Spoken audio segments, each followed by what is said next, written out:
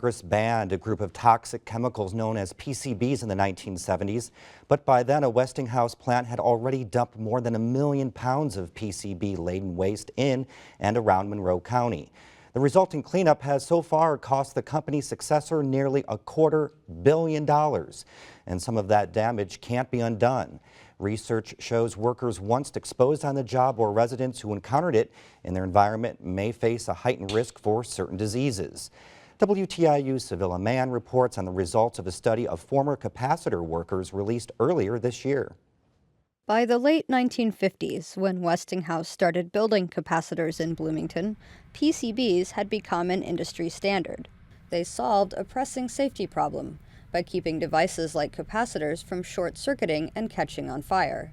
Westinghouse called its brand Interteen. If you had it on your clothes and you got in your car and get it on your car seats, it was awful hard to get rid of. But Browning says he and his coworkers didn't suspect Interteen was anything more than annoying to work with, which is what Westinghouse told them. Oh yeah, we don't have to worry about it. It wasn't going to hurt you. The company's reassurances ignored a growing body of research linking PCBs to a variety of serious health problems. Those concerns led the government to ban PCB use in 1979. But that didn't bring the end of PCBs in Bloomington. By then, Westinghouse had been releasing them into the local environment for nearly 2 decades. When they had bad capacitors, they had guys cutting the tops off and pouring it right in the drain. I mean, right in the sewer drains, you know. So it ain't no wonder it's everywhere. Other capacitors ended up at local landfills, including a city-owned dump on Lemon Lane.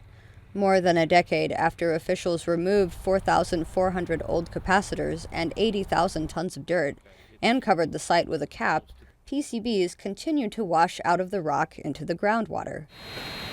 Some of it surfaces in a spring half a mile away, where it goes straight into a water treatment plant. But for the people who worked at Westinghouse, exposure can't be undone. The International Agency for Research on Cancer says it now has enough evidence to declare PCBs a definite human carcinogen, as opposed to a probable or possible one. Epidemiologist Avima Reuter says PCBs tend to stick with people. And they accumulate in the fat in the body. And there's basically a reservoir, and slowly over time, as they lose the chlorines, the levels will drop. For years, Reuter and other scientists at the National Institute for Occupational Safety and Health have been studying causes of death among nearly 25,000 workers exposed to PCBs at 3 electrical manufacturing plants, including the Westinghouse plant in Bloomington. They published an update earlier this year. The last round, the results didn't differ too much from what we found in 2006, which was basically an excess of melanoma, skin cancer, and brain cancer in Indiana. Reuter says an individual's risk might depend largely on factors like their genes. Just because somebody is exposed to a small amount doesn't mean they can't have a big effect.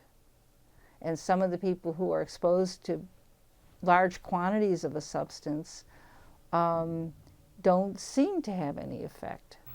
Seek retired after 32 years at Westinghouse. He says at 76 he feels all right, but he can't help but wonder why, when so much care, money, and attention went toward the cleanup, the same effort and level of care wasn't extended to the workers. Only a handful of former employees ever received settlements from the company. If it was that bad, why would they move the dirt and not take care of the people? Browning says Westinghouse avoided acknowledging the dangers of PCBs, even when it seemed absurd not to.